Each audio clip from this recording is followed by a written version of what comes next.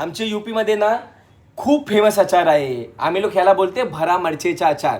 हे असे जे मिरची होते ना, लाल लाल बडीवाली मिरची, हा मिरचीमध्ये हा मसाला टाकायचे. हा मसाला तयार केला जाता. याच्यात धनिया, सौंफ, जीरा, आमचूर, अजून काही काही मिक्स करून तो मसाला तयार केला गेला आहे. आणि नंतर त्याला असे भरवायचे. बघा माझी आई कसे भरते, असे दंडीतून. मम्मी दाखवा अंदर. हे बघा कसे भरते, किती टॅलेंटेड आहे ना माझी आई. तर असे हळू असे मसाला भरवायचे. आणि नंतर मसाला भरून गेला तर हा मिरच्या असा दिसते.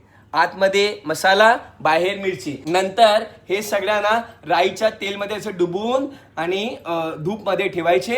आणि 8-10 दिवस नंतर ना हा अचार बनून जाते.